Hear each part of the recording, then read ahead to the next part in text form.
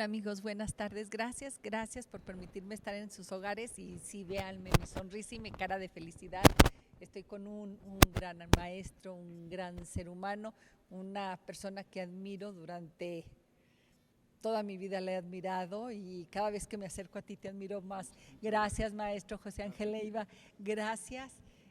Hay historias que se van entretejiendo más allá de que el otro lo sepa. Sí, y antes de empezar te voy a decir por qué digo esto. En el centro de convenciones teníamos un espectáculo de luz y sonido, sí, y ahí había una poesía tuya.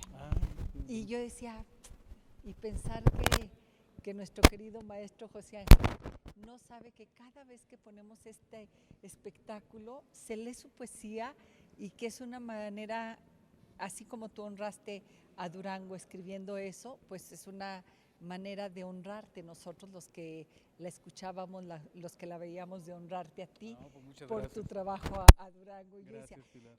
Y decía, un día lo tienes que saber porque estoy segura que ni siquiera lo sabe. No, pero bueno, uno sí, se entera tarde o temprano. Y dije, aquí lo bueno es que estamos entre amigos y ni siquiera la osadía, ni siquiera de haberte avisado, menos pedirte permiso. Bueno, decía Pablo Neruda que la poesía es de quien la lee. Sí, y así sí. Es que, pues ahí está. Ahí está. José Ángel Leiva, muchísimos en Durango, sobre todo el sector cultural, te conocemos, hemos oído hablar de ti, pero tristemente hay una frase que decía un querido maestro también, santo que no es visto, santo que no es adorado.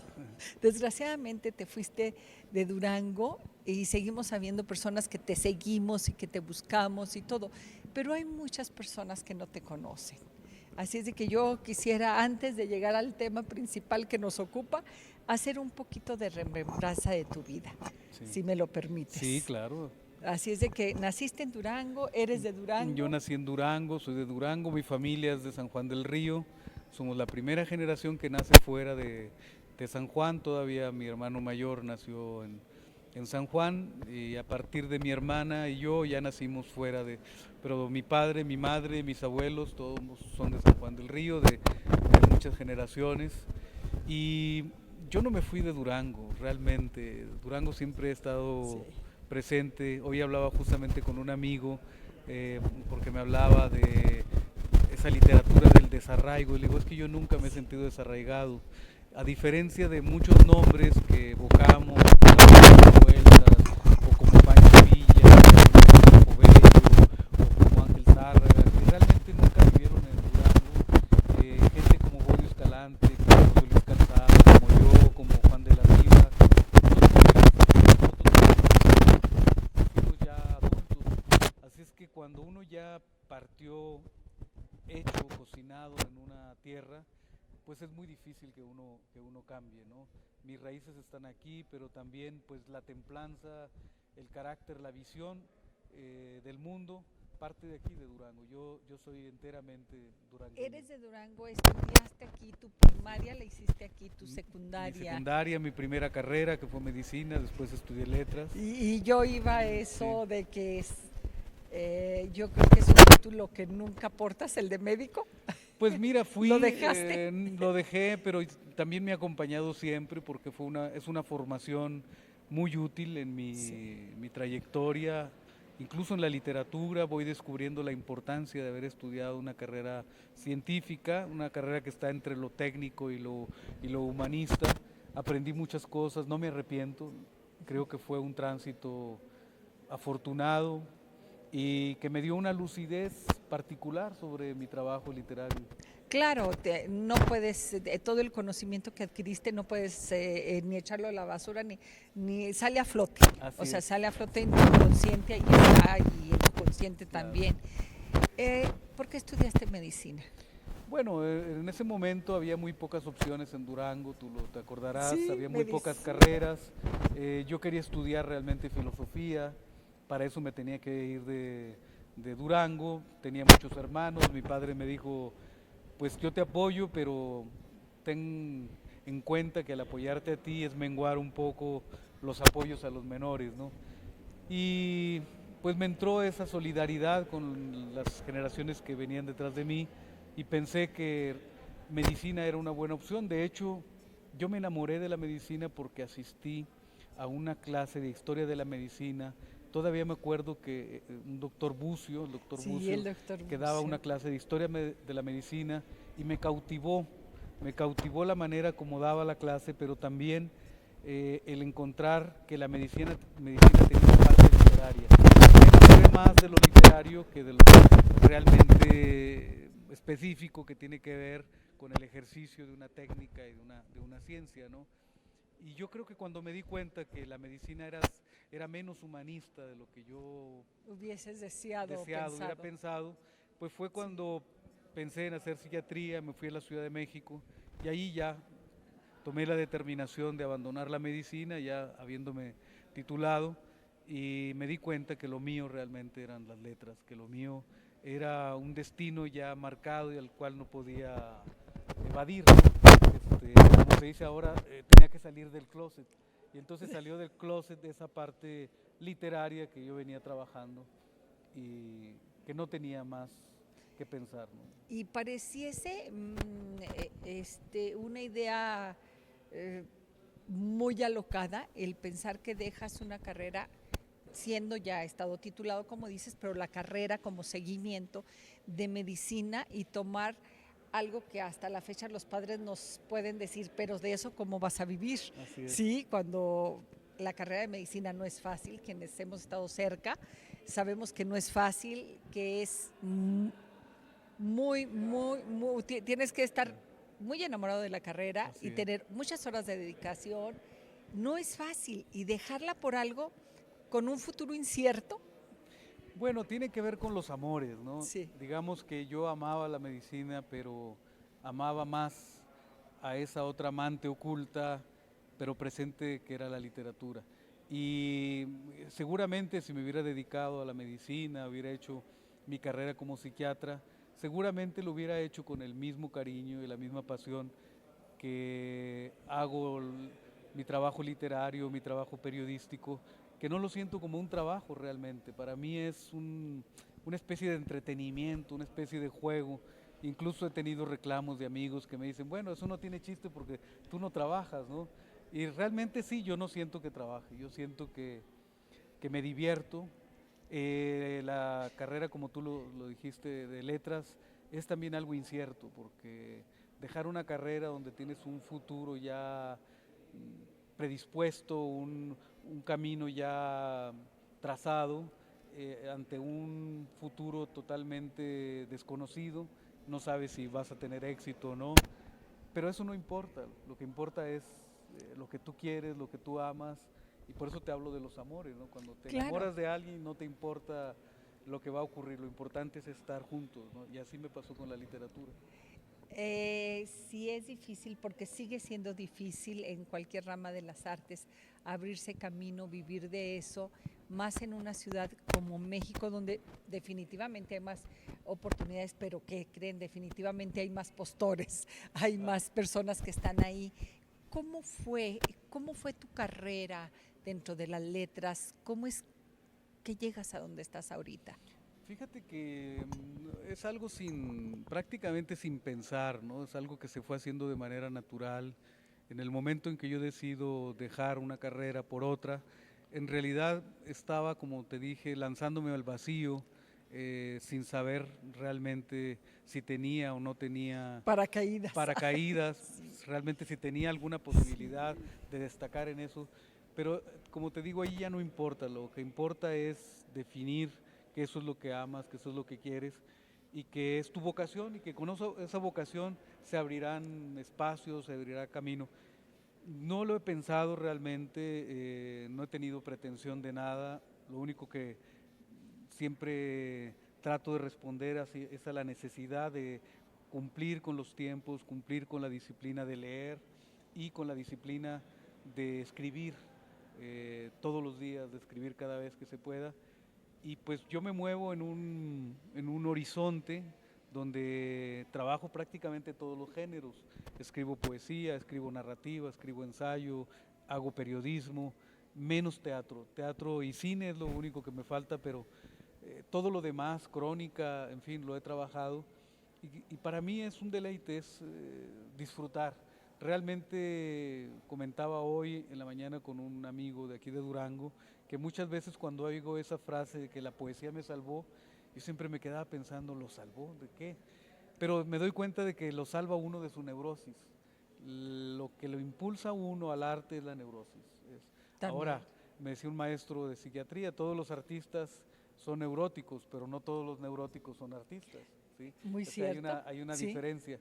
Pero el arte cura esa parte de la neurosis, la sublima, nos lleva a desarrollar en la creatividad, en la imaginación, cosas que probablemente haríamos en la realidad y que eso salva también a la humanidad probablemente de asesinos, de personas que harían cosas muy negativas. Y todo nuestro mundo lo volcamos en la imaginación, en la creación. Eh, ¿Cuándo recuerdas tu primer prosa? Seguramente fue una prosa o no sé qué fue. La primera vez que dijiste, esto lo tengo que compartir, lo deseo compartir.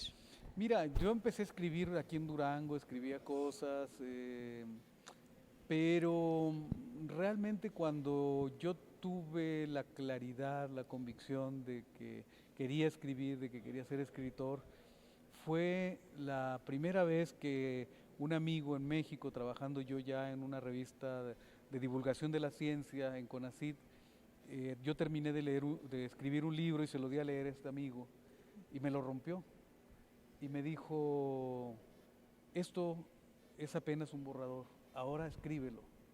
Yo me quedé muy desconcertado porque todo un trabajo tirado a la basura, pero lo tomé en serio, regresé y comencé a escribir lo que para mí es mi primer libro serio, así formal, que es Catulo en el destierro, un libro que me llevó mucho tiempo y que ahí sentí que realmente el arte es un compromiso serio, no puedes estar pensando en que es un pasatiempo. Todo mundo puede escribir, en efecto, todo mundo puede escribir, bien o mal, pero puede escribir. Pero es como la fotografía, todo mundo puede tomar una fotografía, pero ser fotógrafo es otra cosa. Sí. Un fotógrafo es lo que vamos a ver hoy aquí con Gima Medrano, que vas a encontrar un profesional de la fotografía, un hombre que tiene una manera de mirar y descubrir aquello que los demás no ven. El escritor hace lo mismo, descubre aquello que la gente no alcanza a percibir. Y eso es lo que uno generalmente hace. Así es que cuando me di cuenta que yo podía revelar algo, que yo podía revelarme algo a mí mismo, fue ahí en ese momento cuando me di cuenta de que la cosa iba en serio. ¿Qué tan en serio como para decir, mi vida la dedico a esto? No, absolutamente, pues imagínate, ya tengo más de 30 años, casi 40 años dedicándome a la escritura, no concibo el mundo, no concibo la realidad sin esa relación, no solamente con mi escritura, sino esencialmente con la lectura. Para mí el estar leyendo es fundamental. Si no escribo no me pasa nada, pero si no leo sí me pasa, Es porque el es el alimento. alimento, te tienes que estar nutriendo, es un diálogo con otros, con esos otros que escriben, que te están mostrando y que te estimulan para forjar tu propio discurso, ¿no? Entonces, para mí es fundamental, la lectura es esencial y de ahí, pues la escritura que puede o no salir, por fortuna siempre sale, ya sea por motivaciones muy personales, sea por proyectos externos, por lo que sea, pero uno va eligiendo. Y si tienes el oficio, si tienes el instrumento, la herramienta para hacerlo, pues lo haces, algunas cosas con más o menos pasión, pero todas con pasión. Maestro, tú dices, y es una realidad, todo mundo podemos escribir, nos enseñan en la escuela, y escuchamos un sinfín de personas que pueden jactar que son escritores. ¿Qué hace la gran diferencia de alguien profesional a alguien amateur? Te decía, es como la fotografía, ¿no? Mucha gente puede tener sus cámaras, etcétera, pero un fotógrafo profesional, un fotógrafo artista, pues es aquel, decía un día Rodrigo Moya, uno de los grandes fotoreporteros, me decía que él no creía que la fotografía fuera un arte, pero eso lo decía un poco como para desalentar a los fotógrafos amateurs a que se metieran en ello. Sin embargo, cuando yo le pregunto, bueno, pero tú tienes 12 años de tu vida que te han celebrado de producción de gran fotografía, o sea, y me decía, bueno, es que yo iba y hacía mi trabajo como reportero del periódico y después veía algo y sacaba una segunda cámara. Esa segunda cámara no es que fuera física, se refería a una segunda forma de ver. Ya no era el registro solamente del personaje, del hecho, sino era ver la composición, era ver la luz, era ver aquello, como te digo, que los demás no veían. Pero que él sabía que eso no era apreciado, que no les interesaba. Bueno, el escritor es exactamente lo mismo, ¿no? Tú vas, por ejemplo, ahora yo estoy trabajando una serie sobre el metro, tú vas en el metro de la Ciudad de México, te llega un olor, te llega un sonido, ves un rostro y a partir de allí hace detonación un relato. A partir de allí comienza una frase que se va a convertir en un poema. Todo esto pues es parte de una revelación. Yo creo que llamarse escritor es muy fácil, pero ser escritor es muy difícil. Y es un gran compromiso. Es un gran compromiso. Sí, es un gran compromiso. Pues mira, yo creo que ser escritor es como toda vocación, hay que ser consecuente con ello. No se puede ser un escritor a medias, aunque trabajes, digamos, tu pensamiento central es tu escritura, es tu lectura, es esa parte, ese eje central de tu existencia. Para mí, como te digo, todo gira en torno a la escritura, todo gira en torno a la lectura. Todo mi pensamiento va buscando ese alimento intelectual, ese alimento estético. Entonces, pienso que el escritor, como el pintor, como el cineasta, es aquel que dedica su vida a eso, no aquel que lo hace como un pasatiempo. Como te digo, pues ser fotógrafo, mucha gente lo toma como un pasatiempo, pero hacer de tu vida también una obra en correspondencia con aquel discurso que estás construyendo es otra cosa. Una pregunta y ahorita explicaré por qué te la hago y quizá te rías. Sí. ¿Ya estabas casado cuando tomaste esta decisión? No, era muy joven todavía, bueno, tenía 24 años, 20. Estaba soltera, por eso te fue más fácil tomar la decisión. No, fíjate que no, yo creo que no tenía que ver con el hecho de... No, era más bien un asunto... Muy personal. Era un desgarramiento profundo. Me hubiera dado lo mismo si hubiera estado casado, ¿no? Yo creo que igual hubiera tomado la decisión. Sí, igual. Como las he tomado en otros casos. De pronto, por ejemplo, yo he renunciado a trabajos muy cómodos, a trabajos muy bien remunerados, a trabajos que te muy puedan dar la seguridad. Sí, pero llega un momento en el que digo, ya me está quitando tiempo para mi escritura o necesito escribir y voy y les digo, oiga, discúlpenme, muchas gracias. Incluso me pueden decir, oye, pero si a ti se te da, no sé, el trabajo editorial o la gestión cultural. Y tiene que ver con tu tema. Necesito estos 4 o 5 años dedicarme a la escritura. ¿De qué vas a vivir? ¿Qué vas a hacer? No me lo planteo, ¿no? O sea, y hablando de gestión cultural, has estado en puestos importantes de gestión cultural. Sí. ¿Cuál ha sido tu experiencia? Bueno, es una experiencia, como te digo, de alejamiento de la escritura y en parte también de la lectura. Siempre procuraba leer, pero esos puestos, sabes a qué horas llegas, pero no sabes a qué horas sales, ¿no? Sí. Y te absorben, los disfruto mucho, realmente la gestión cultural, la promoción cultural, me gusta mucho, pero es un sacrificio muy grande porque uno le tiene que restar horas a la creación para dedicarlo a la promoción, a la gestión. Y yo creo que es un trabajo muy interesante, como el trabajo editorial que también he hecho mucho tiempo, porque creo yo que en México hace mucha falta la reflexión sobre lo que son las políticas culturales. Creo que lo más importante de una política cultural es hacer un diagnóstico de las acciones que no se han tomado y de las acciones que se deben de tomar a corto, mediano y largo plazo. Se piensa mucho en la gestión cultural con acciones inmediatas, ¿no? de efectos, pero no se piensa en desarrollar, en crear ese suelo de creadores, de pensadores, de personas que van a tener otro nivel crítico, otro nivel de participación en la sociedad, crear ciudadanía también es parte de esto, ¿no? A eso no se le apuesta. Y yo creo que nos hace mucha falta porque la gestión cultural tiene que ver con hacer tejido social, con urdir la ciudadanía y transformarla. Entonces, pero eso no se da de la noche a la mañana, es algo muy difícil. Y a mí me gusta mucho porque es muy esperanzador realmente. Porque es también ir construyendo estos pequeños puentes entre los diferentes sectores, tanto educativos como culturales, como socioeconómicos, o sea, ir hilando esta unión de la comunidad. Sí, un buen gestor cultural es una persona dialogante, es una persona que establece un diálogo con su medio, es una persona que establece un diálogo con la comunidad, no es una persona que está allí para descubrir el hilo negro, ni para imponer políticas, ni para decirle a la gente lo que tiene que hacer, sino para escuchar, y a partir de lo que escuchas ves cuáles son las necesidades. Y yo creo que es como, por ejemplo, la lectura, ¿no? Mucha gente no ha entendido que la lectura es una necesidad, o lo presiente pero no lo tiene consciente.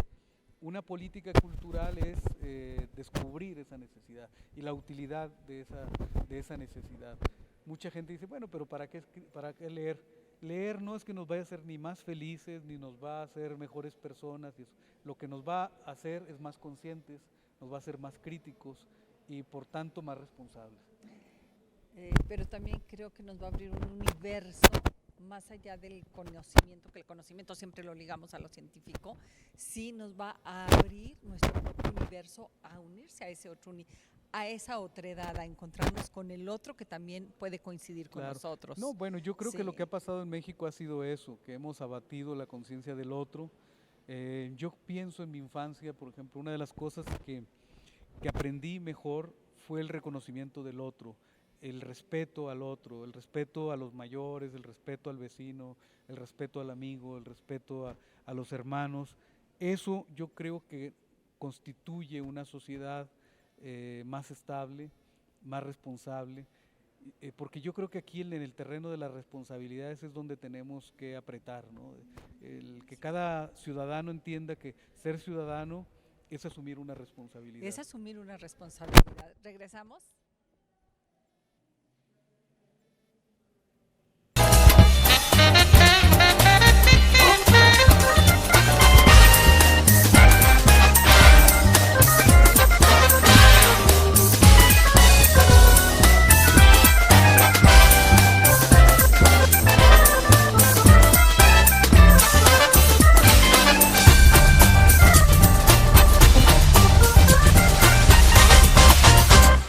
Es asumir una responsabilidad y me encanta cuando desde el principio dices tú, yo nunca me he ido a de Durango, me consta que nunca te has ido de Durango y que cuando en alguna ocasión hemos acudido a ti,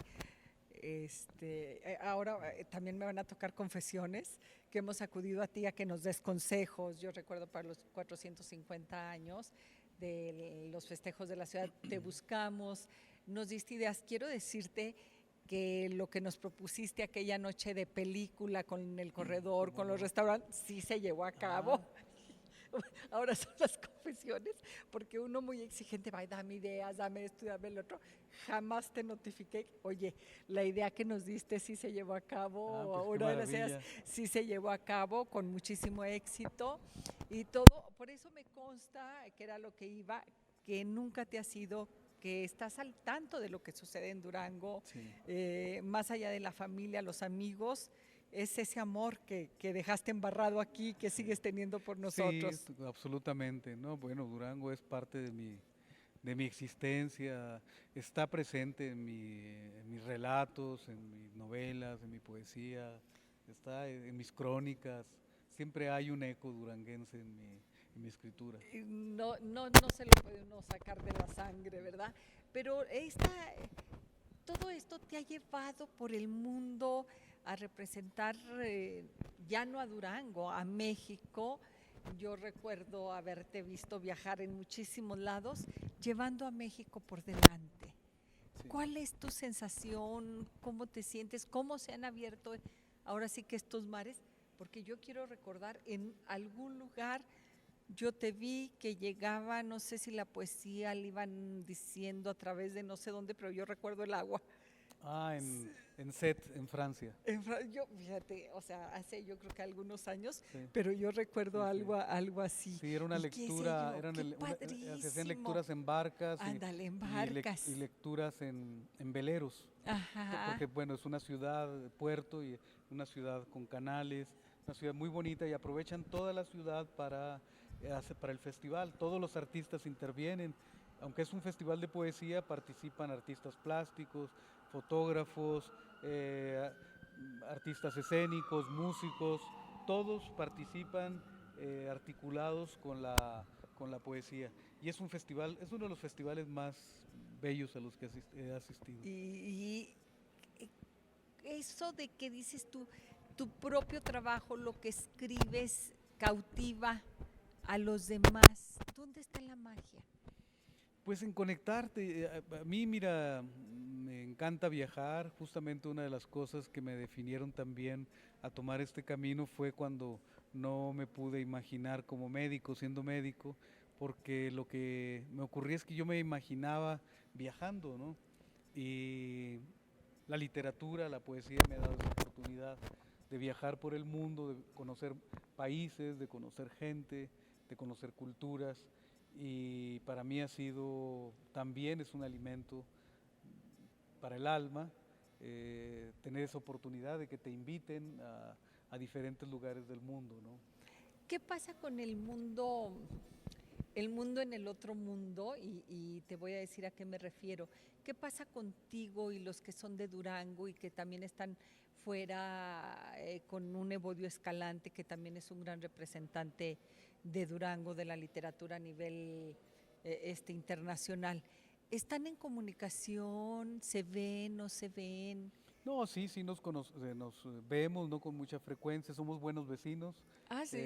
nos vemos poco, Ajá. eso es importante en la buena vecindad, pero cuando nos vemos, pues lo hacemos con mucho cariño, pues gente, otras personas como José Luis Calzada José Luis también, Calzada, este, gran grabador. Jorge Arturo Este, Vargas, dramaturgo, uno de los grandes sí. dramaturgos mexicanos de aquí de Durango, de mi generación. em, Hay gente de Durango que está también en otros lados y sí, cuando nos vemos pues nos da mucho gusto. Juan Antonio de la Riva Juan también, Antonio de la que a Riva, que veces, tuvimos la ocasión de tenerlo aquí sí, algún tiempo en Durango, sí. sí, No, y hay se mucha nos gente volvió a con la que ir. nos encontramos y nos da gusto, pero bueno, vivimos en universos distintos, pero cuando nos vemos pues como paisanos y nos da mucho gusto. No tenemos ese sentido regional que sí tienen otros estados. Por ejemplo, yo Ujú. veo a los poetas chiapanecos o a los poetas de Chihuahua Que se que se reúnen, reúnen, hacen sus que tertulias. exactamente se ayudan. Nosotros no, fíjate que es algo muy extraño, quizás porque nos hemos ido en momentos diferentes, somos de diferentes generaciones.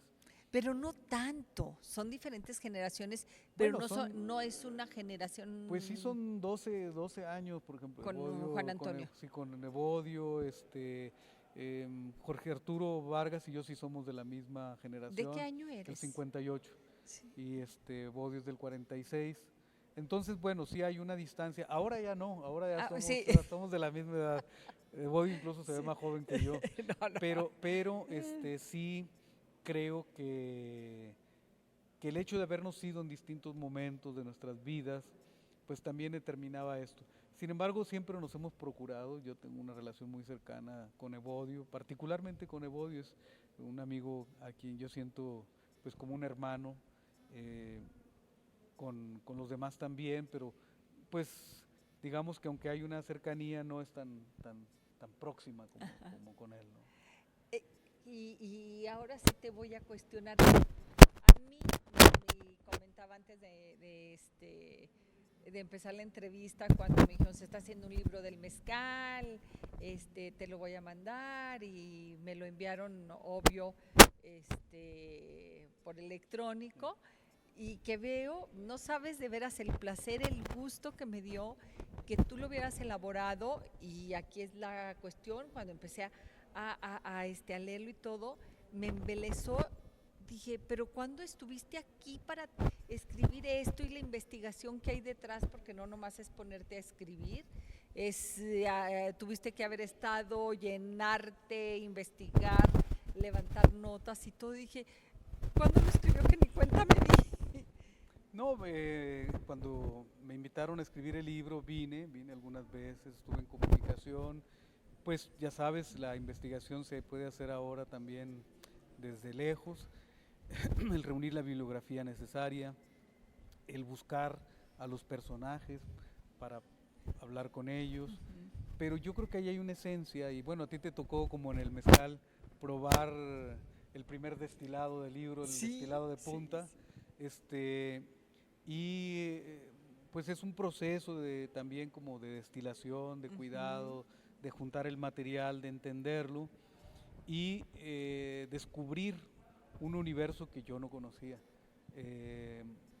Realmente es uno de los libros que más he disfrutado, además de que me aficioné al mezcal, que no me había aficionado, ahora soy un aficionado del mezcal, me encanta y creo que es una bebida extraordinaria, es una bebida realmente de dioses, espirituosa. es una revista de ricos para pobres, pero ahora ya no tan para pobres porque ya los ricos empezaron a ponerlo de moda, pero es una revista, una bebida. Una bebida, yo no sé por qué estoy pensando en una revista. Revista porque quién sabe por qué será, ¿a qué te dedicas? ¿A qué me dedico? Pero es una bebida, es un destilado extraordinario, es una bebida que se va haciendo con demasiados años, con mucha paciencia, con un cuidado, con un amor extraordinario y con un conocimiento que va de generación en generación. Realmente es un patrimonio cultural el mezcal. Sí, a mí ahí les digo que vamos a estar de confesiones. Yo quiero decirte que a mí me tocó ponerle el nombre a Lágrimas de Dolores, ¿sí? Y a mí cuando el que está atrás de esto, don Jaime, me invitó, me dice, oye, ayúdame. Y le dije, oye, yo del mezcal no sé nada, necesito que me lleves y que me enseñes todo. Y fue maravilloso, como dices tú, descubrir este mundo que tienen que pasar 7 años para poder cosechar, cómo la sacan, dices tú, y claro que me enamoré, y yo fue la primera vez que tomé mezcal. Y los mezcaleros más ortodoxos piensan que no menos de 10 años. No menos de 10 años. Y algunos hasta 15. Sí. Lo mínimo son 7 años, yo recuerdo que lo mínimo son 7 años, pero uno pensaría, yo me imaginaba que por ser algo de alguna manera orgánico, de alguna manera sin químicos, era más fácil. Y resulta que no, es toda una maestría hacer eso. Y mucho trabajo de por medio, hay muchos años. Muchos años, sufrimiento, porque las personas que cosechan el agave, que lo procesan, trabajan de una manera muy ruda, ¿no? Aunque sean personas muy curtidas, pues sufren los avatares de la cosecha, la urticaria que les provoca el muy polvillo, accidentado. Muy accidentado también, además en los terrenos donde hay que extraerlo, en fin, es un trabajo muy rudo, muy pesado. Porque una cosa es que digas tú, vas a escribir el libro y vas a investigar, pero al final tienes que enamorar a nosotros los espectadores, a quien vamos a leer, nos tienes que enamorar, que después de leer, en la segunda página dices tú, no he probado un mezcal, quiero leerlo con una copa de mezcal. Eso. Bueno, tienes que encontrar en el mezcal la esencia. En este caso, en la literatura, pues tienes que buscar esos puntos esenciales de la bebida, que son las que te van a enmarcar el camino, las rutas, por donde vamos a descubrir aquello que queremos revelar, ¿no? Lo primero es descubrirnos en eso que estamos explorando y ver qué partes de este camino se encienden, y ahí es donde vas encontrando estas lucecitas profundas que te van dando el trabajo que vas a hacer, la clave, la escritura, muy bien.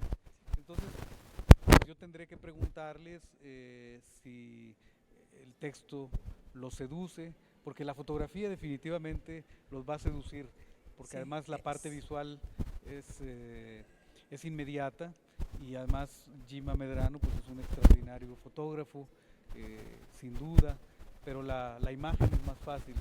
La escritura es más difícil porque la gente tiene que leer, pero yo traté de hacer una lectura fácil al mismo tiempo.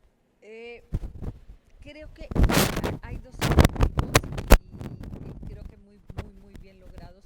Uno, obvio, pero otro, que a través de la imaginación yo pueda percibir desde el aroma. Claro. ¿Sí? Y no nomás es el aroma del mezcal, es desde la tierra, desde dónde está, desde querer, el deseo de recorrer, no es la seducción nomás a tomarme una copa, sino la seducción a querer estar in situ. Claro. De cada uno de los lugares. Bueno, ahí establecimos un diálogo muy estrecho, muy interesante, en las partes que constituyen el libro.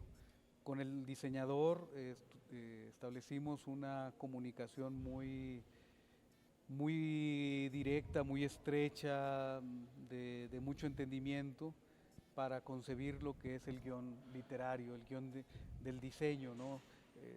El diseño editorial. Fue un diálogo muy rico. Después, con el fotógrafo, una vez que yo ya había establecido el guión literario, hablarlo con el fotógrafo para que él construya su propio discurso, su propia búsqueda, y después con el propio editor, con el empresario, ¿no? Porque un empresario pues también tiene una visión del este producto que quiere. Completamente diferente, ¿no? Quizás a nosotros de pronto no nos interese mucho el discurso de él, pero sabemos que si no hay una articulación en esa parte, también va a haber un fracaso. Entonces yo creo que es muy importante todas las partes, con Yolanda Garibay y Domingo Martínez, que fueron los diseñadores, con Gima Medrano, el fotógrafo, y con Juan Felipe, es el empresario, quien le dio el sentido a este gran proyecto, y quien asumió el riesgo, ¿no? Cuando se trata, no es lo mismo, porque tú que tienes una editorial, corres tus propios riesgos cuando decides un libro en específico y dices tú, bueno, si tiene éxito o no tiene éxito, va, porque claro, es a tu gusto.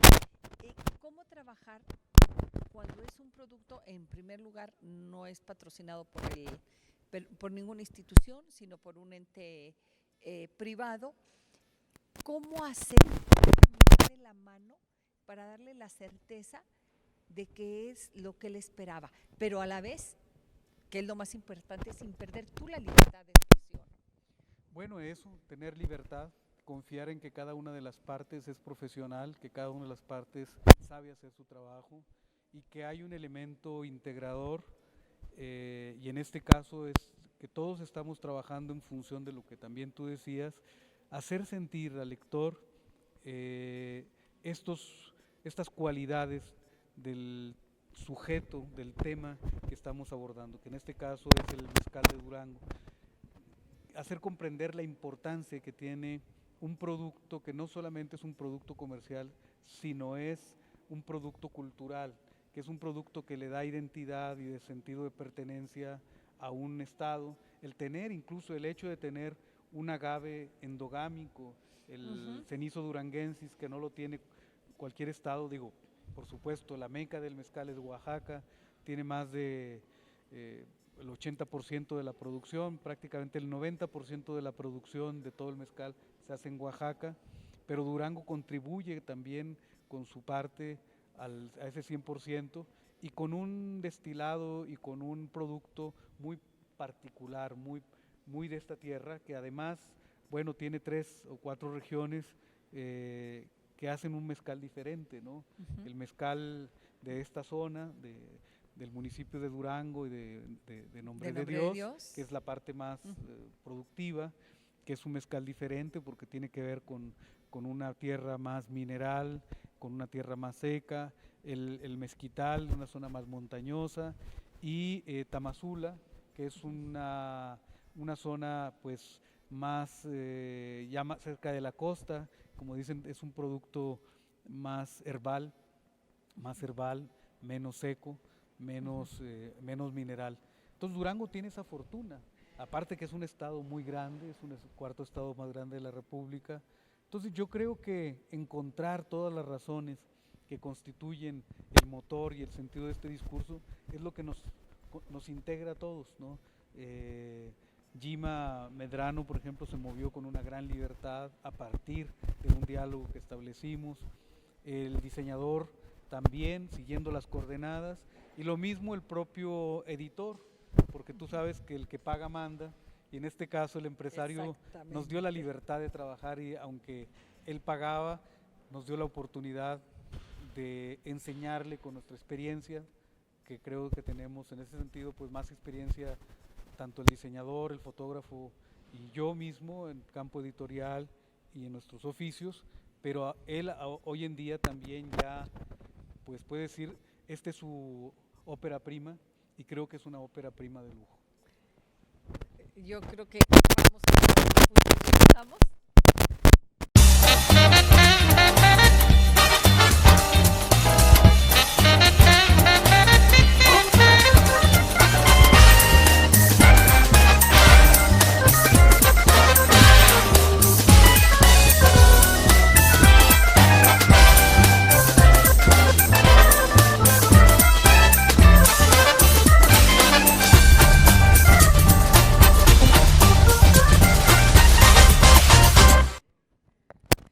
Amigos, ¿y qué creen? Ya está aquí Gima Medrano. A ver, Yo se lo iba pasando, gran fotógrafo de este sí, libro. va pasando, dije, de este libro. A ver, dime, ¿cómo conjuntaron? ¿Quién te propuso?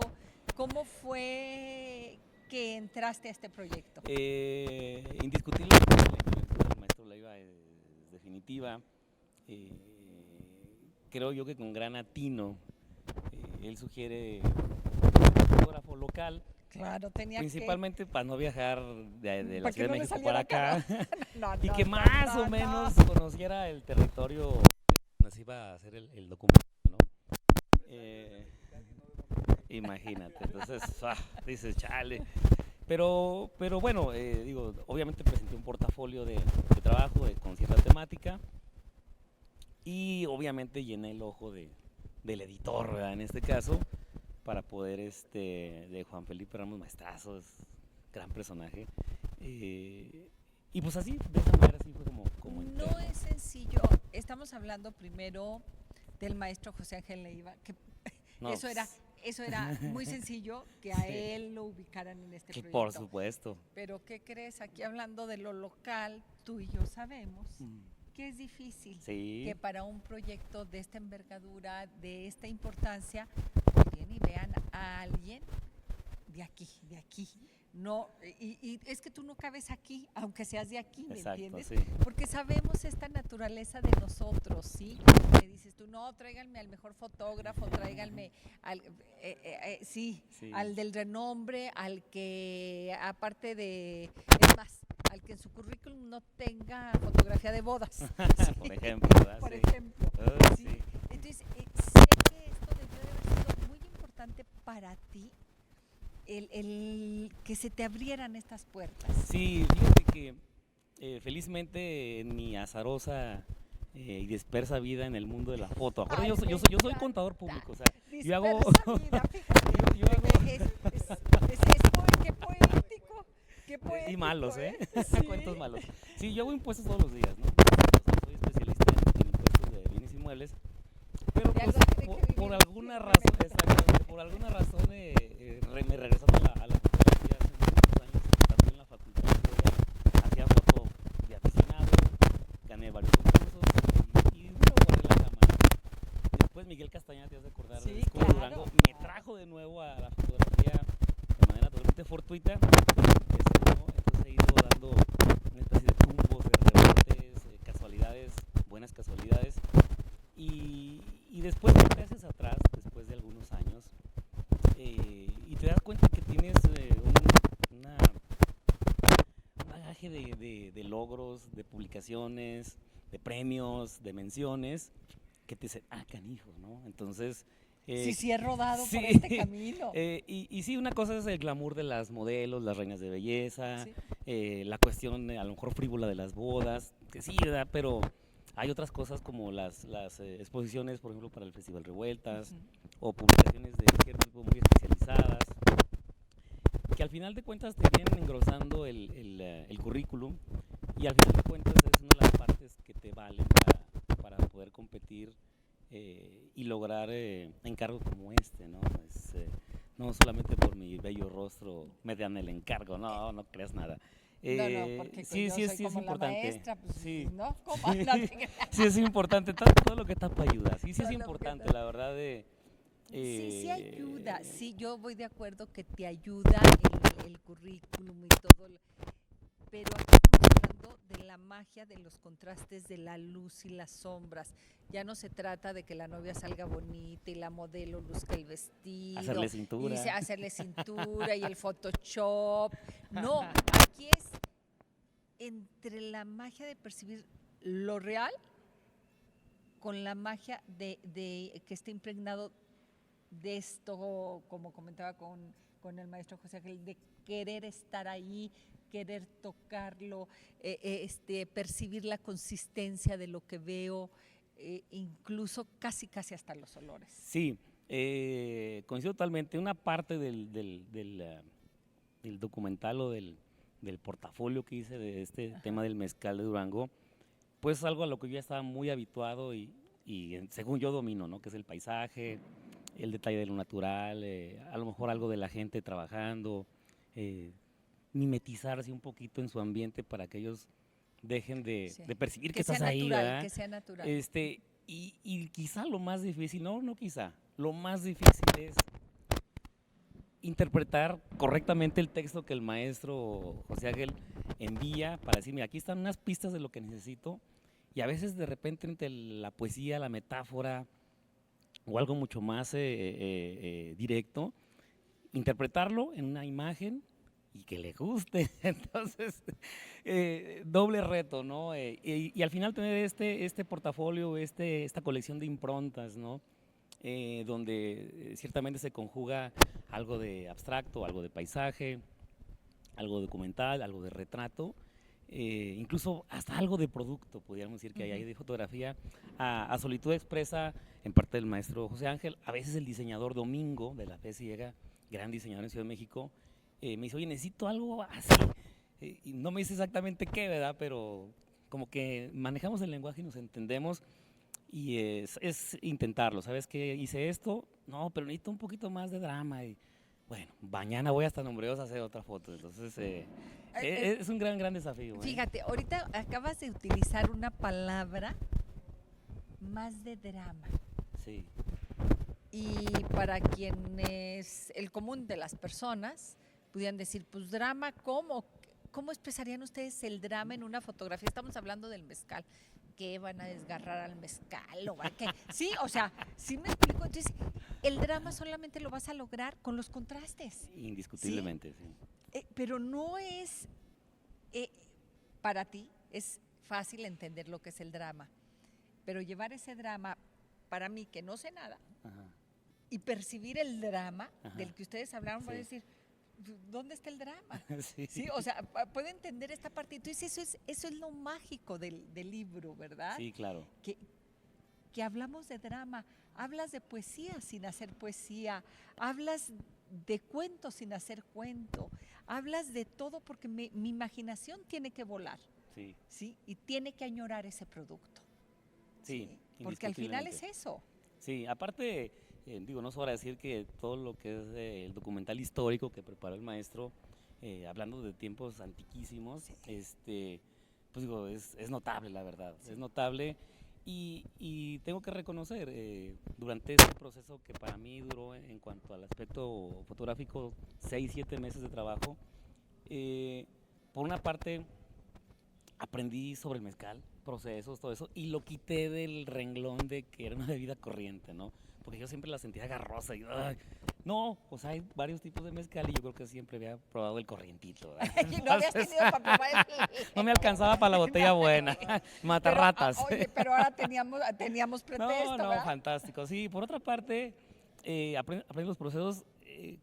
Ya me había pasado muchos años atrás convivir con gente de los municipios que es gente bondadosa, es gente amable. Pasa como en todas las historias que nos han contado mucha gente que viaja no solamente por Durango, sino por todo nuestro país. Te ofrecen su comida, se la quitan ellos de su plato para dártela a ti, te ayudan en lo que pueden. Es gente muy, muy amistosa, ¿no? Eso también sirve como, es un aliciente para seguir adelante, para considerar, a veces trabajan de veras como burros y les pagan bien poquito y eso a mí me hace sufrir mucho.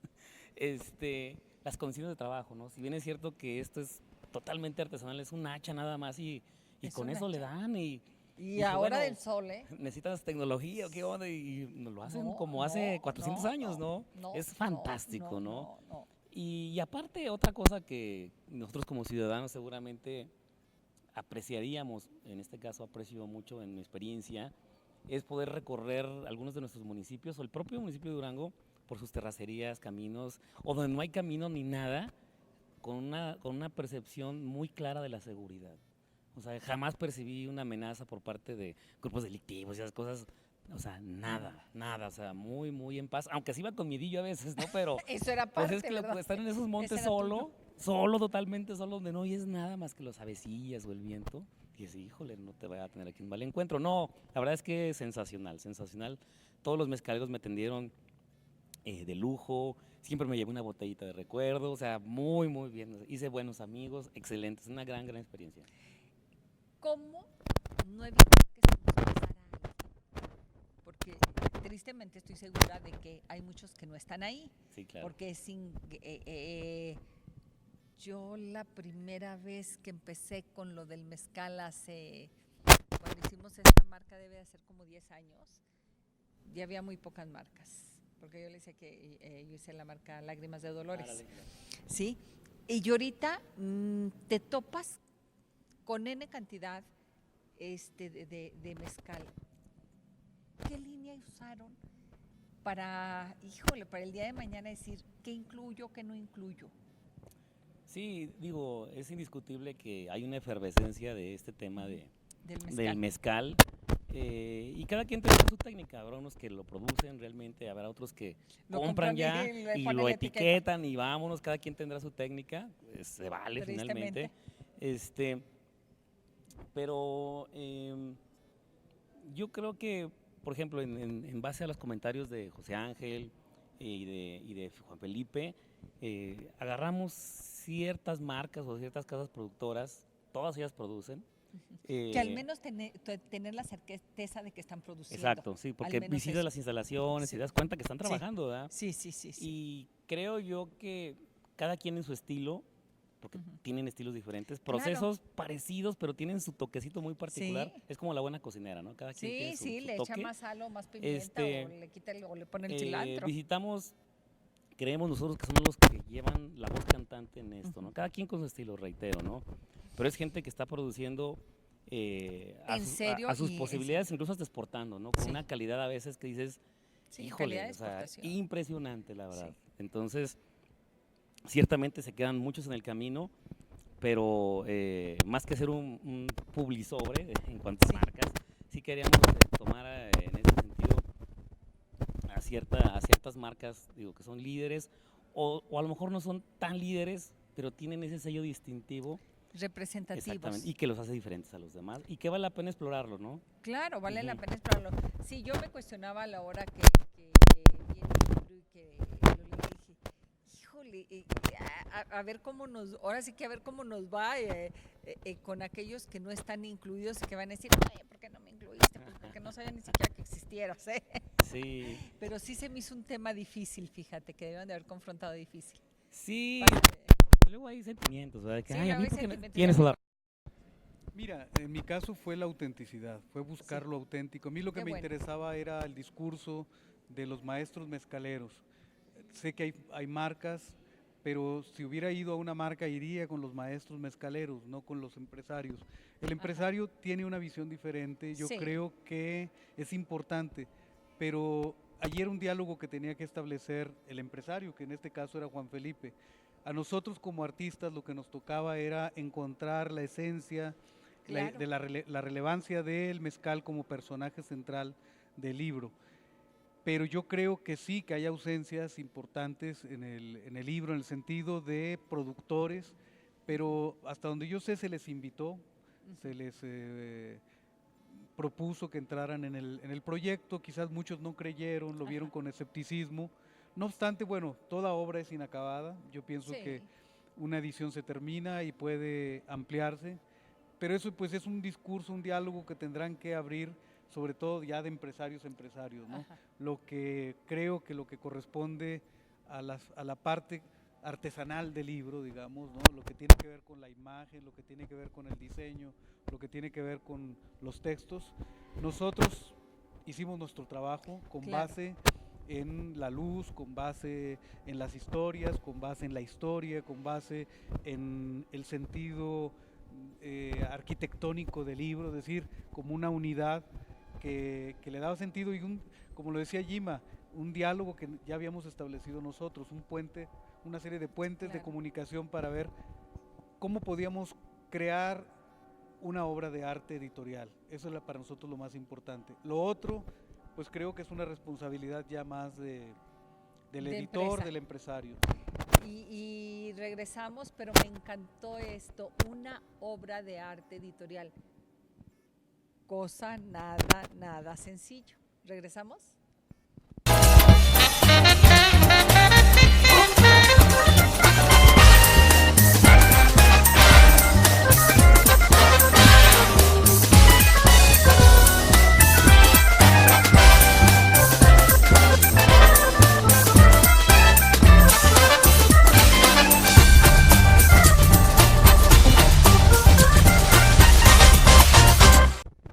Porque hablar de una obra de arte no es sencillo, requiere ver más allá, como hablábamos hace rato de la fotografía, ¿sí? Porque no es mostrar imágenes, ¿sí?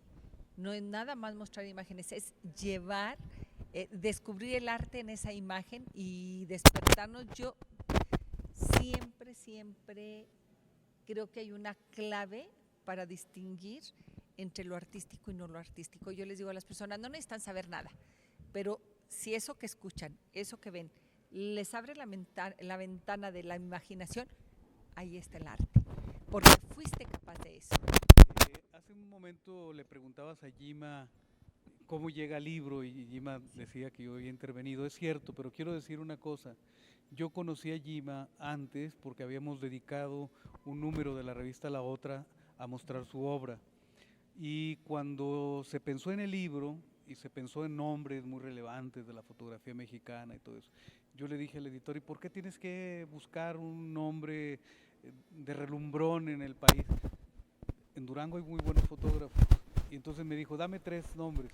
Sí, te los doy. Y yo puse en orden, sí, estaba Jima en primer lugar y puse otros 2 nombres. Él en cuanto vio el portafolio de Jima dijo, me quedo con este. Y le dije, los otros 2 no, dijo, ya no los quiero ver, yo ya entendí lo que me querías decir, aquí hay un artista. O sea, realmente sí. lo que estábamos buscando es un artista y un profesional de la fotografía, aunque él se dedique, lo que hablábamos hace rato, Sí. aunque se dedique a los impuestos de los bienes raíces, lo suyo realmente es la imagen. Y pues ahí está la muestra. Era indispensable esta parte para construir y crear esa obra de arte editorial. Esa obra de arte.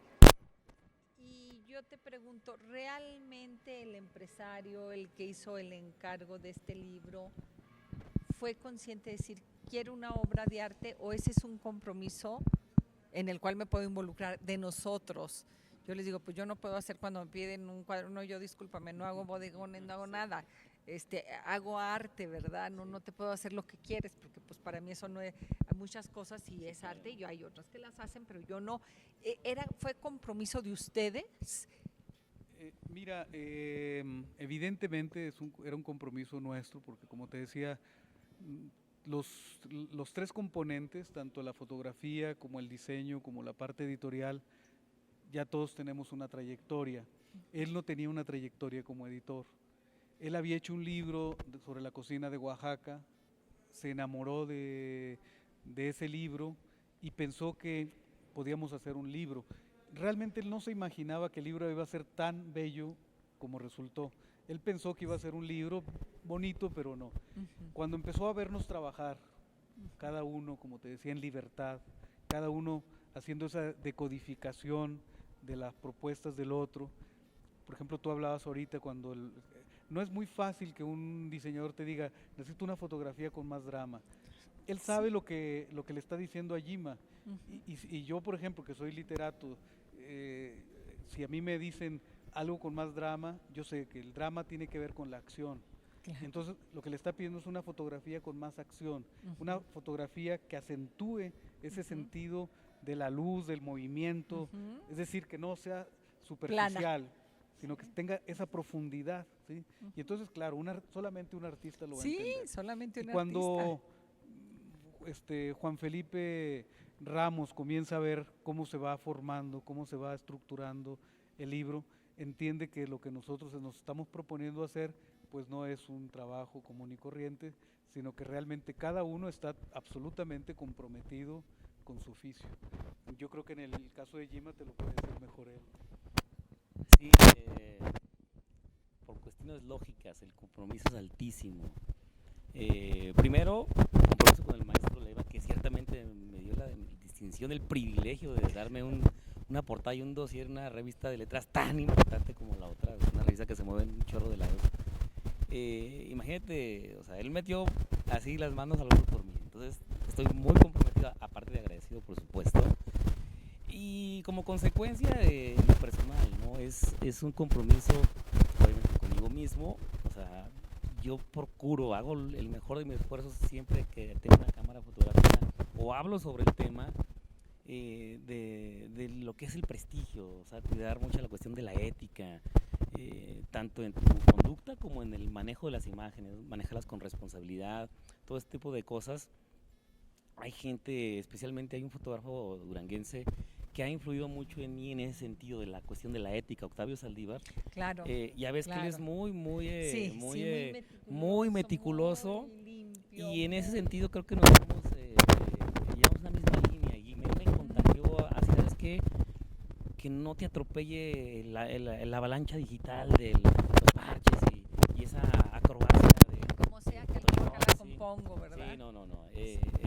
Fue una de las grandes días cuando regresé a eso, a la fotografía. Entonces sí, ese tipo de prestigio lo cuido bastante, la ética. Y por supuesto, algo que de inmediatamente rebota en una acción de ese tipo, en un documental de ese tipo, entregar una obra final de este tipo, por ejemplo, mi familia, ¿no? Que ellos sepan que di lo mejor de mí, que se sientan contentos del esfuerzo, del abandono que las dejé ahí unos meses, pero al final ese es el resultado, ¿no? Y ciertamente el compromiso es altísimo, ¿no? Porque yo me siento a veces semifotógrafo o semicontador, digo, estoy tocando o entrando en territorios a lo mejor medio prohibidos para mí, pero me gusta mucho y con todo el gusto corro el riesgo, ¿no? Y aparte, representar al oficio de la fotografía, en este caso con un libro, a la fotografía duranguense, al fotógrafo duranguense, de la mejor manera posible. O sea, aquí en Durango, tú sabes, hay mucho talento en todas las ramas de las artes y las que se dicen que son artes también. Hay mucho talento. Obviamente a veces faltan espacios para poder manifestar. Veo con gusto que hay una exposición fotográfica de alumnos de la Universidad Vasconcelos. Qué padre, ¿no? Que les presten los pasillos para expresarse, para mostrar su obra. Pero sí, digo, volviendo al tema, el compromiso es altísimo, ¿no? Por doble partida. ¿Sí? Entonces, pues, imagínate, ¿no? Ya está el libro, ya está el producto.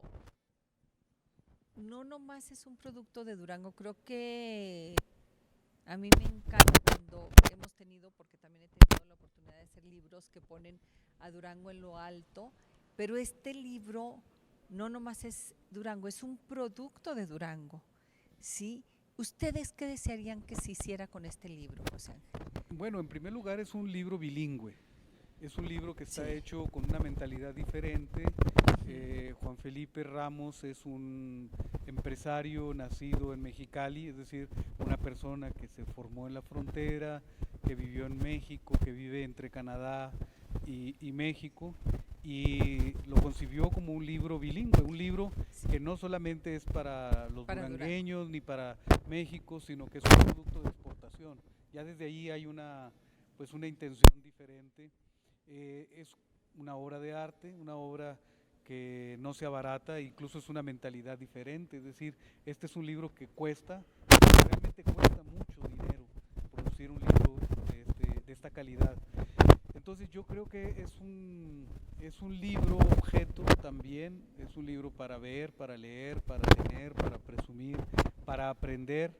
Al final hay un decálogo de un mezcólatra, de un mezcalier, como ellos lo dicen, que te enseña cómo degustar, cómo beber, cómo hacer la ceremonia del mezcal.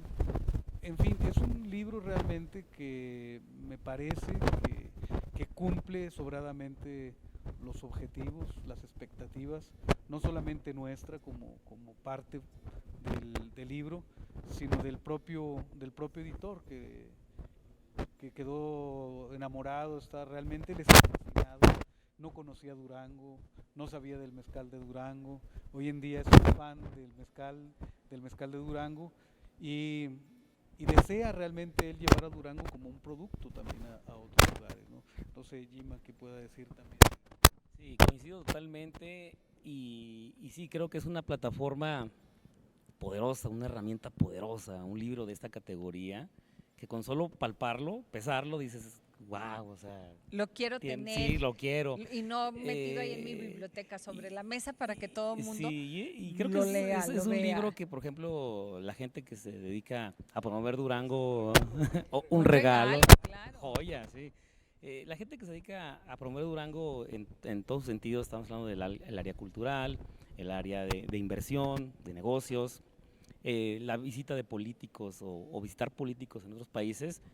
Esta es una herramienta de difusión, claro, es solamente un tema, el mezcal de Durango. Sin embargo, en el viaje que haces por el libro, pues puedes ver gente, puedes ver paisajes, puedes ver la manera como se trabaja, un pedacito nomás de Durango, pero sí es una herramienta poderosa abrir de divulgación, puertas, sí, de divulgación. indiscutiblemente. Y la verdad es que yo creo a cualquiera le encantaría llegar a su habitación o que tu oficina te llegara un libro, pagarse un libro, wow, o sea, la verdad un libro Pero acompañado de una difícilmente, botella, sí, un libro difícilmente lo tiras a la basura, ¿no? O sea, Sí, yo como dice siempre, el maestro, sí. está en tu mesa de café, en tu sala, en tu librero, o sea, ahí siempre No, va a no estar, tienes ¿no? corazón para deshacerte de un libro, ¿sí? No, Era no hay mi manera, mejor arma de no convencer hay para la manera. edición de libros.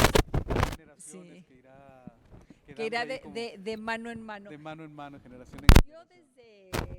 desde de las preguntas que no me puedo ir sin hacerles es que el mezcal no es como el vino blanco, que dicen que el maridaje tiene que ser con determinados alimentos o el vino tinto. No, el mezcal, yo les digo, con tortilla tostada y embarrada de chile, hasta con eso te lo tomas.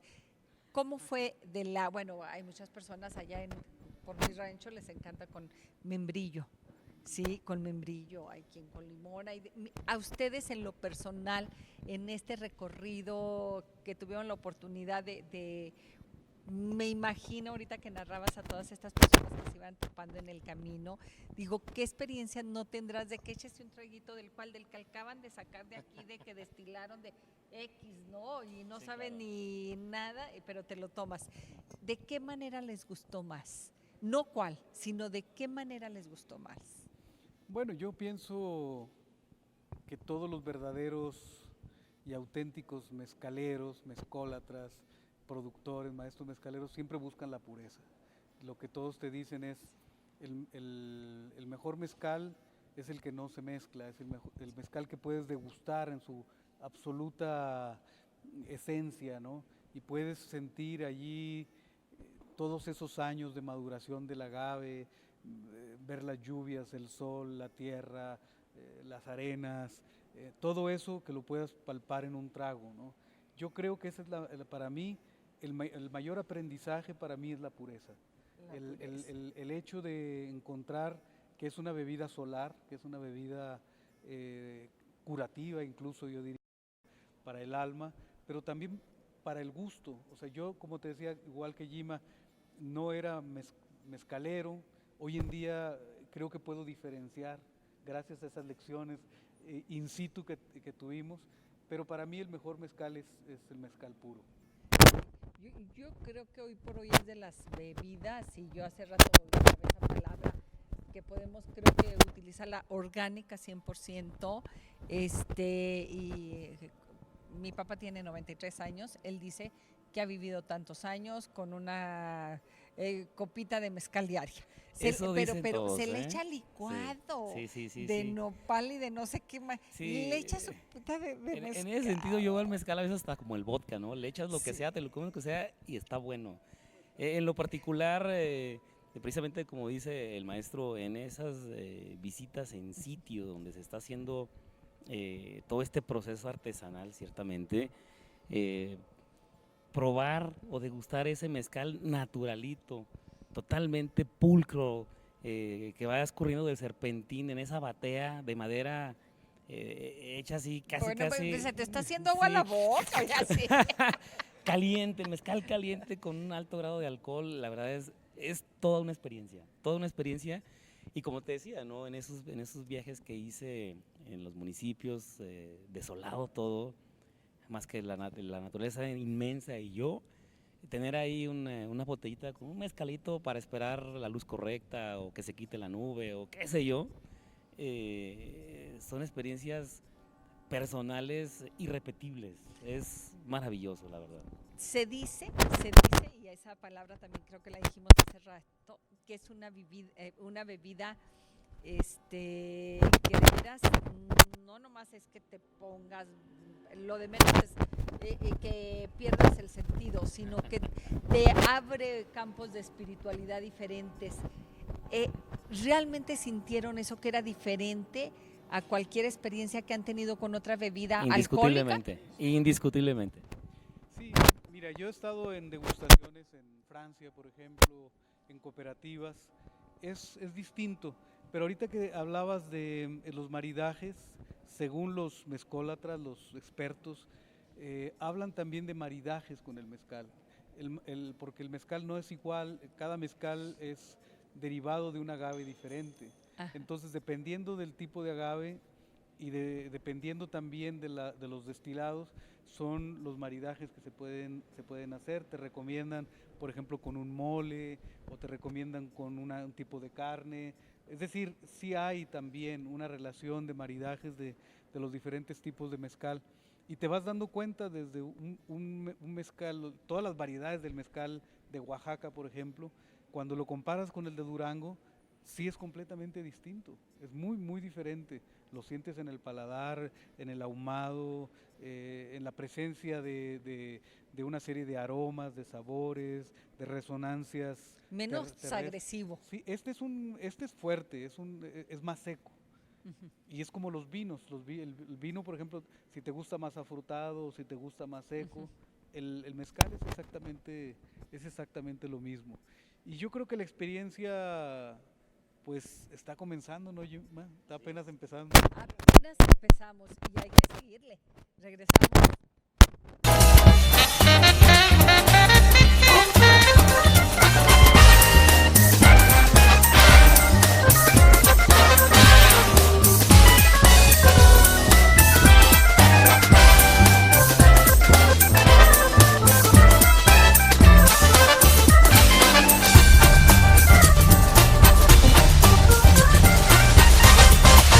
Definitivamente creo que esta experiencia la has tenido, que el escribir un libro, después de escribir un libro, tu vida no vuelve a ser la misma, José Ángel. Sí, cada libro que yo escribo es una ruta diferente, ¿no? Porque es una experiencia, es un conocimiento de algo que es mágico. O sea, para mí esto no fue un trabajo, fue una experiencia enriquecedora. Fue una experiencia que me deja, para empezar, una proximidad con Durango de nuevo, volver a estar en ese sentido más orgánicamente con Durango, pero por otro lado encontrar que no solamente es una bebida, no estoy ante una bebida, no ante un destilado, está, como te decía hace un momento, ante un hecho cultural, histórico, mitológico. Entonces, para mí es una experiencia muy importante, y el participar en una obra colectiva, una obra que está hecha de varias partes, de un diálogo, me enriquece mucho. Yo amo las artes visuales, amo el trabajo editorial, respeto mucho a los diseñadores, a esos diseñadores que convierten su trabajo también, no en un oficio de trazar líneas o de organizar, sino de que es también un discurso creativo, ¿no? Antes de que se me olvide, quiero decir, bueno, cuando me mandaban el libro por electrónico, dije, obvio, no tengo que checar ni una coma ni un punto, no. Pero hay algo que tengo que checarle. Yo dije, me dice Saúl, porque lo empecé en mi iPad, dice que no, le digo, es que tengo que checar algo.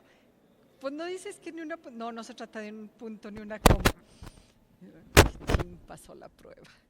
Mencionaste el camino real. Ah, sí, pues, era, de veras, por eso, porque yo sabía, pues no voy a poder decir nada, ¿qué voy a poder decir de lo que escribes? Pero yo quería encontrarte algo. Dije, el camino real, ¿no lo va a haber mencionado? No, sí. Y ya no me acuerdo en qué parte, y ya, ándele que sí, la dije, parte me histórica. Las ganó todas. Sí, no, está presente sí, ahí, porque sí, sí. El camino real tiene que ver con las minas, las minas tienen que ver con el mezcal. Este camino de las minas es el camino del mezcal. Sí, ahorita que dijiste histórica, dije yo, por algo lo leí, era buscándote, fíjate, es que así somos, ¿verdad? Yo decía, no, porque yo decía, pues, ¿qué puedo opinar yo? Dije, pero si no tiene el camino real, sí voy a decir, no incluyo el camino. Dije, no, así es de que gracias por haberlo incluido, tenías que, ¿verdad? No podías desaparecerlo, pero bueno, me desvié porque no quería que se me fuera y me acordé en este momento con la palabra histórica. Regresaste a Durango, pero fue regresar a Durango a retomar las raíces del propio Durango.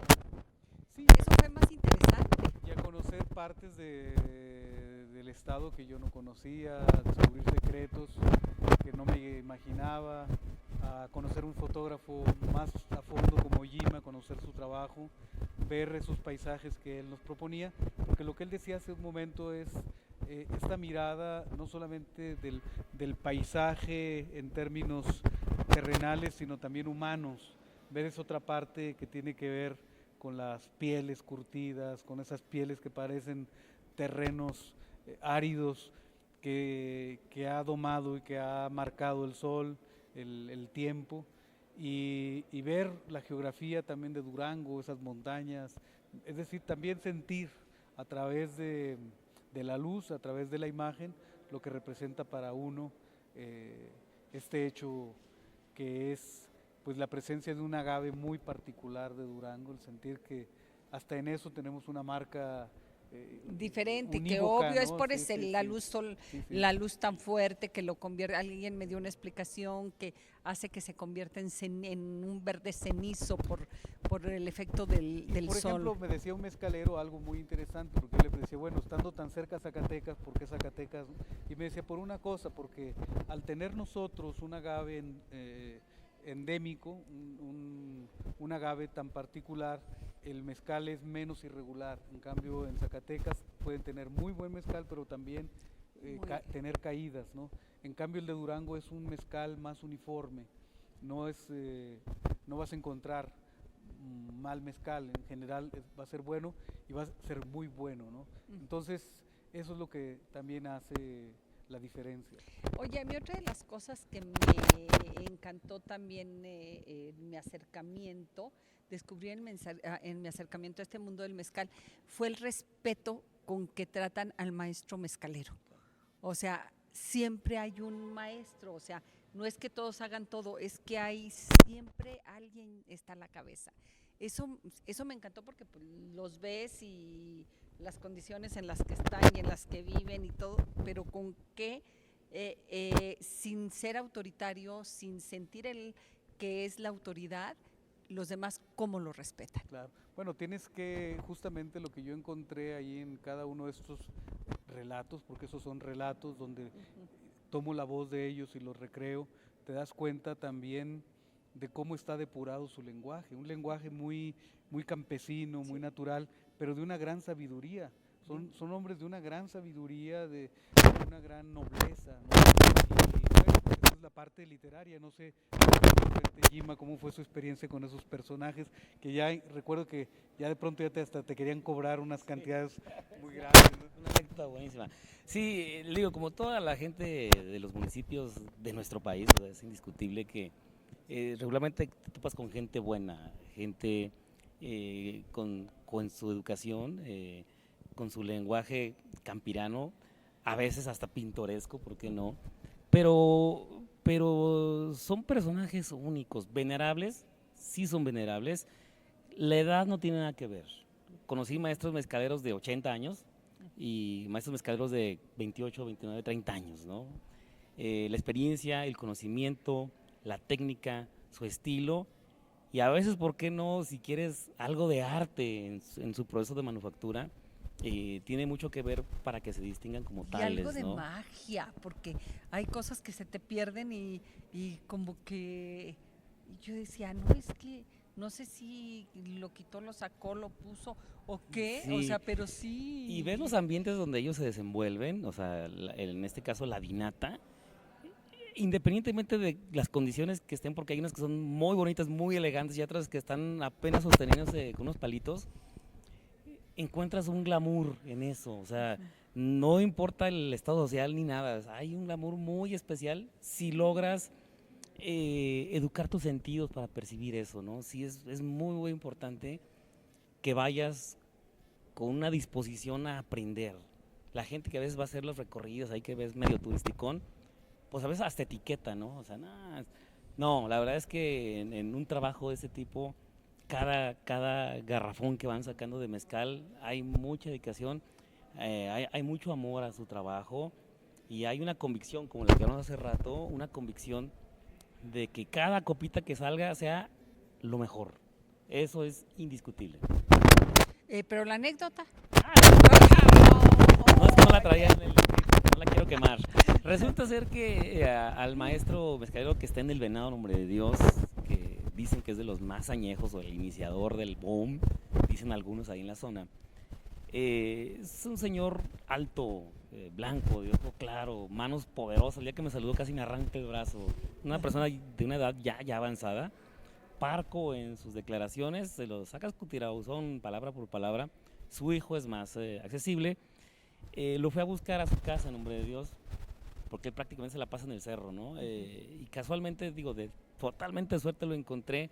Oiga, vengo a hacer el retrato para el libro. Sí, por supuesto, como no, como te digo, con la mejor de las voluntades. Y una de sus hijas intervino, obviamente, a vecindad en Estados Unidos mucho tiempo. Dice, no, es que yo, en nombre de Dios, que en Estados Unidos yo fui modelo y allá se paga en dólares y me quería cobrar en dólares la sesión de fotografías de su papá, que iba a ser, no sé, 5 retratos. Y le dije, ¿sabe qué, señora?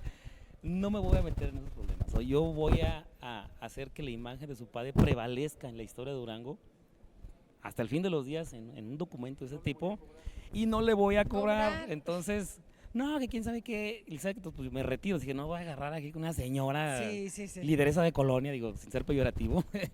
Y el señor se dio cuenta, intervino y dijo, usted hágase para allá, usted no sabe, así, muy a lo macho, ¿no? Casi la retiró así a fuerza. Dije, vámonos acá atrás al corral a hacer las fotografías, y ya no pasa de ahí, ¿no? Te digo, a pesar de su seriedad y todo, bueno, muy dispuesto a colaborar, pero sí me encontré con esa piedrita en el camino u otras por ahí no tan divertidas. Pero en ese momento me hacen enojar, dice, o sea, ¿cómo que me quieres cobrar? Oye, o sea, de todo pasa. De todo pasa. Pero fíjate que es bien importante que se dieron cuenta que estabas poniendo en valor algo que para ellos es común y corriente, pero tú ya le estabas dando claro, valor agregado. Para ellos es tan cotidiano que lógicamente no lo ven. Sí, que no nos lo pasa ven. a todo el mundo, ¿no? Claro. Pero para nosotros, digo, entendemos perfectamente la valía. ¿No? Dale. No, hay que decirlo, es un hombre hombre alto, muy bien. Guapo. Es un Debió realmente haber como sido un actor, guapo. sí, sí. Entonces, claro, hoy es un hombre, un anciano, pero se ve que tuvo sus momentos. De glamour, Entre un Clint Eastwood y un Charlton Heston. más o menos. Haz de cuenta. No, hombre, gran personaje, ¿no? Gran personaje. ¿Y tu maestro, José Ángel, alguna anécdota que hayas tenido en especial en este recorrido? No, porque estas están narradas en cada uno de los, digamos, de estas semblanzas, de estas voces que yo voy recreando. No, quizás la anécdota más interesante que no fue con ellos fue con este mezcólatra en la Ciudad de México, que me invitó a su departamento y me quería mostrar un poco lo que era su colección de mezcales, ¿no? Cuando llego me quedo sorprendido porque tiene toda su casa, es un museo del mezcal. Él junto con con un colectivo dedicado a hacer reuniones, tertulias, su vida gira en torno al mezcal, entonces él tenía de todos los mezcales. Y yo llevaba una botellita de mezcal de acá de Durango, del Venado justamente, y no le dije de dónde era, se lo di a probar y lo probó y me dijo, es un cenito duranguensis. Yo sí me quedé sorprendido, dije, este sí sabe, ¿no? Y bueno, pues me dio toda una sesión, de allí, a partir de esa conversación yo elaboré el decálogo del mezcólatra, a partir de todas las enseñanzas de esa tarde, que salí bastante iluminado de esa sesión de mezcal. Inspirado. Pero no, hay gente que realmente sabe mucho, gente que ha hecho de su vida pues un viaje. Él vive con una francesa, antropóloga, muy mexicanizada y todo, pero sus viajes de vacaciones y todo eso es a las regiones del mezcal. Entonces, el mezcal es ahora prácticamente una bebida también de culto, ¿no? Hay grupos, hay cofradías dedicadas a degustar el mezcal, como las hay en Europa al vino. Entonces, también esa parte es muy, muy interesante. Hasta ganas le dan a uno de formar parte de esas logias. En algún momento tú te referiste a los rituales con el mezcal. Sí. ¿A qué te referías? Bueno, el mezcal tiene un ritual, como lo dice justamente Facundo, el del Venado. Desde la mañana dice que él se levanta, hay una relación con la bebida, dice que yo me tomo la primera copa apenas despertar porque mejora mi ánimo, mejora mi espíritu para ver la vida, estoy más dispuesto a establecer una relación con los demás, con la naturaleza, con la vida. Es una copita de optimismo, ¿no? Y yo creo que en el caso, por ejemplo, también de los mezcólatras, que digamos que tiene una cultura más urbana, pues también es lo mismo, hay una ceremonia en torno al mezcal, no se trata de beberlo de un trago, hay todo una preceptiva, ¿no? De beberlo a tragos cortos, acompañado con un vaso de agua, como tú preguntabas hace un momento también, si pone uno una rodaja de lima o de naranja, de limón limón no, ¿verdad? De limón no, porque te escuece el gusto, el paladar, las papilas gustativas, es muy agresivo el limón, pero el agua o el membrillo, te digo que es otra forma también, el endulzar un poco la boca. En fin, yo creo que hay una cosa muy interesante. En general, estas personas, como dicen, no se emborrachan, beben para ponerse alegres, para celebrar la vida, y para mí eso es ritual. ¿Cuántas copas? Pues yo creo que cada persona tiene su medida, ¿no? ¿Tú? ¿Cuántas copas? No, depende del momento, Si es una fiesta, pues obviamente uno puede estás conversando con un amigo. Pero lo que sí sé es que el mezcal es muy celoso. Lo que sí me doy cuenta es que si estás bebiendo mezcal y por ejemplo lo combinas con vino, el resultado no puede no ser muy agradable, ¿no? Entonces yo creo que la gente que bebe mezcal debe de serle fiel al mezcal, exige fidelidad. Exige, yo pensé que lo celoso estaba, porque yo les digo, no, el mezcal yo lo beso nada más. Me lo tomo a besos. Debe ser eso. Me lo tomo a besos y por eso digo yo que el mío, el que me tomo yo es celoso, así ¿verdad? Porque todo a fuerza de beso. Sí, yo hice mis propios maridajes en esas ciudades, montes plagados, súper interesantes. Mientras llegan los correctos estás observando el insecto, estás haciendo algo de ejercicio espiritual, reflexionando sobre cosas de la vida cotidiana. Y lo puedes maridar con un sándwich de jamón, o lo puedes maridar con unas papitas fritas o una paleta Tootsie Pop. O sea, finalmente vives la experiencia en lo personal con lo que tienes en ese momento preciso. Yo llevaba mi botellita de mezcal para no sentirme tan solo. Y no importa, ¿no? A veces agarras una varita de las que están ahí en el campo y la empiezas a mascar con ese sabor clorofilesco que a veces tiene ese tipo de varitas, y te echas un mezcalito y sabe rete bien. La verdad es que en lo particular esos maridajes, yo discrepo a veces. O sea, no me gusta ser tan cuadrado a la hora de probar cosas, más bien, pues como esté lo que haya, vámonos, exactamente. A lo mejor no te gusta, ¿verdad? Dices, bueno, de este ya no, ¿sí? Pero sigues buscando una alternativa. Y finalmente creo el mejor mezcal es el que te gusta a ti, ¿no? Entonces, ¿Y realmente vamos, los ¿no? dos probaron todos los mezcales? Claro, por supuesto. Incluso en el Venado también tengo una anécdota buenísima. El hijo del maestro mezcalero, pues regularmente en cualquier lado te sirven unos vasitos así chiquitos, ¿no? Casi caballitos o mini caballitos. No, aquí el señor en esos vasos fiesteros rojos, hasta arriba, señor. Y no se va de aquí si no se lo acaba. Entonces, ¿Y te lo acabaste? por supuesto, no voy a desperdiciar la bebida espirituosa. Qué terrible sería. Sería una blasfemia, ¿no? Entonces, Sería una blasfemia. sí, hay grandes experiencias en esto. Maestro, siempre un honor para mí verte y que me permitas estar a tu lado, reírnos, compartir y nunca perder la oportunidad. Por más que le digo, cada vez que vengas, avísame. No, tengo que pescarlo yo porque no me avisa. Y se me agarra y entonces... pues muchas gracias a ti, Pilar. Muchísimas Gusto estar aquí gracias. contigo. Y un placer encontrarnos en esto, Gilma. No, pues la verdad es y un privilegio. felicidades, No, muchas gracias. Estoy felicidades. muy contento, muy Sí. satisfecho. Creo que es un gran trabajo colectivo y Un gran trabajo pues para Durango. al infinito y más allá, ¿no? Al infinito y más allá. A ustedes muchísimas gracias por permitirnos estar en sus hogares y obvio, tener esta compañía y conocer más del mezcal. Y salud, usted con su mezcal y yo ahorita sí me voy a echar uno. Ya está dos, ¿verdad? Muy bien, dejar nomás que nos saquen una foto.